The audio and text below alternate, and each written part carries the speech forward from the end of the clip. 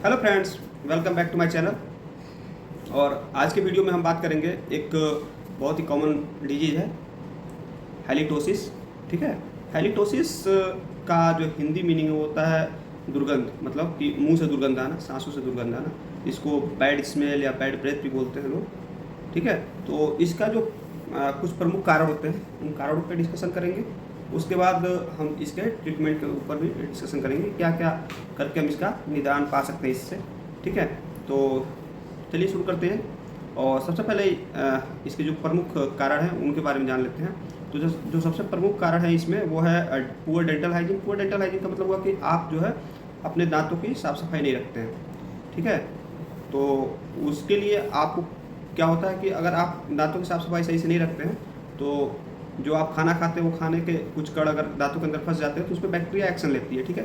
और bacteria action लेते हैं तो उसको तोड़ते हैं, और तोड़ने के बाद क्या होता है कि उससे दुर्गंध आता है, या फिर आप बोलिए उसको डाइजेस्ट करते हैं तो उससे दुर्गंध आती है। नेक्स्ट जो है वो है कि आपका प्लेक का फॉर्मेशन होना। प्लेक क्या होता है, स्पेशली दांतों के ऊपर जो होता है वो पीला पीला सा एक स्टिकी सब्सटेंस का फॉर्मेशन हो जाता है, जिससे भी क्या होता है कि दुर्गंध आता है।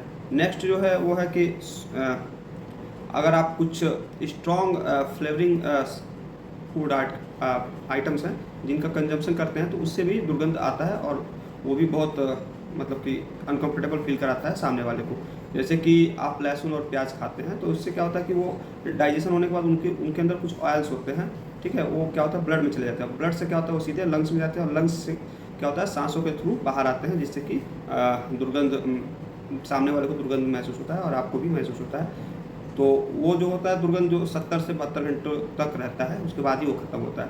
नेक्स्ट जो है कि कुछ आप दवाएं लेते हैं जिनकी वजह से क्या होता है, हमारे मुंह जो सूखने लगते हैं, उसके वजह से भी ऐसा होता है, ऐसे बदबू मतलब आती है।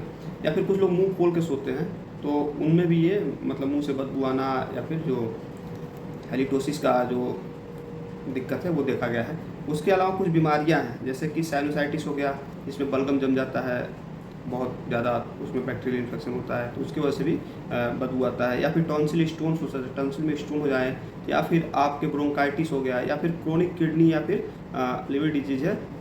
ठीक है। या फिर हाइपर एसिडिटी किसी को है, तो उस केसेस में मतलब इन जो 6-7 केस मैंने बताया, 8 तक केस बताया, इन केसों को पहले आपको आपको अगर मतलब मुंह से दुर्गंध आ रही है तो इन केसों को पहले सॉल्व करना है, मतलब कि इन प्रॉब्लम्स को आपको सॉल्व करना है। नेक्स्ट अब आते हैं कि अगर इन प्रॉब्लम्स को आपने सॉल्व कर लिया तो आपका जो बैड स्मेल है वो ख़त्म हो जाएगा। लेकिन अगर आप चाहें तो कुछ मैं यहाँ पे होम रेमेडीज़ बताऊँगा, उनको फॉलो करके आपके जो मुंह से दुर्गंध आ रहे हैं उनसे आप निजात पा सकते हैं। जैसे कि पहला हम बताएंगे वो है कि एक ब्रशिंग। आप दिन में कम से कम 2 बार ब्रश कीजिए, और मतलब कुछ टाइम देकर कीजिए। नेक्स्ट जो है सॉफ्ट ब्रश का हमेशा यूज़ कीजिए। मैं तो हमेशा सॉफ्ट ब्रश ही यूज़ करता हूँ, तो आप भी जो है सॉफ्ट ब्रश का यूज़ कीजिए। कभी भी ओवर ब्रशिंग मत कीजिए दांतों को, मतलब बहुत ज़्यादा ऐसे कुछ लोग ब्रश देखिएगा उनके पूरे ब्रश फैल गए होते हैं, ऐसा लगता है कि ब्रश और दांत से जंग लड़ रहे हैं, तो ऐसा भी नहीं करना है आपको। नेक्स्ट जो है कि आपको अपने टंग को जो है क्लीन करना है। आप ब्रश से भी क्लीन कर सकते हैं, या फिर जो टंग क्लीनर आता है उसके जीभा बोलते हैं, उससे भी आप जीभ को अपने साफ कीजिए, क्योंकि जीभ पे कुछ बैक्टीरियो का डिपोजिशन होने लगता है, उसकी वजह से भी दुर्गंध आना लाजमी है। नेक्स्ट जो है वो आपको ये कुछ क्या बोलते हैं, माउथ वॉश का प्रयोग करना है। जैसे कि एक हाई ओरा माउथ वॉश है हिमालय का, बहुत ही अच्छा है, और मैंने इसको 2-3 लोगों को सजेस्ट किया था जिन्होंने प्रयोग किया और उनको बहुत अच्छा मतलब हेल्प मिला। ये जो होता है एंटी इन्फ्लेमेटरी होता है, एंटी बैक्टीरियल होता है, एंटी एलर्जिक होता है, वुंड हीलिंग में भी वो करता है, और एंटी एनाल्जेसिक होता है। अगर माउथ के एरिया में कुछ दर्द हो गया, चोट वोट लग गया तो वहाँ भी हेल्पफुल करता है। और एंटी बैक्टीरियल होता है, इसकी वजह से क्या होता है कि माउथ की जो हाइजीन होता है उसको ये मेंटेन करता है, तो इसका आप प्रयोग कर सकते हैं। इसका प्रयोग करने का सबसे आसान तरीका यही है कि दिन में 2 बार 1 गिलास पानी में डाल के एक ढक्कन और गरारे करने हैं, गार्गल्स करने होते हैं। नेक्स्ट जो है वो बीटाडीन का आप गार्गल्स ले सकते हैं।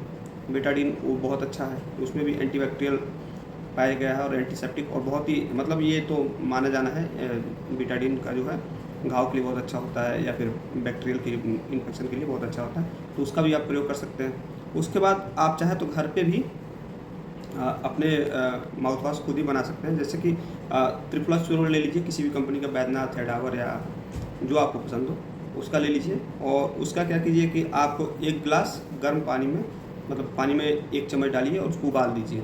उबालने के बाद उसको छानिए, ठीक है। और छानने के बाद उसमें क्या करना है, आपको इलायची पाउडर डाल देना है और उसको दिन में 2 बार आप गरारे करेंगे तो भी आपके मुंह से जो है दुर्गंध आने वाली जो समस्या है वो ख़त्म हो जाएगी। इसके साथ आपको कुछ बातों पे ध्यान देना है जो कि बहुत ज़रूरी है, जैसे कि आपको पानी बहुत ज़्यादा पीना है।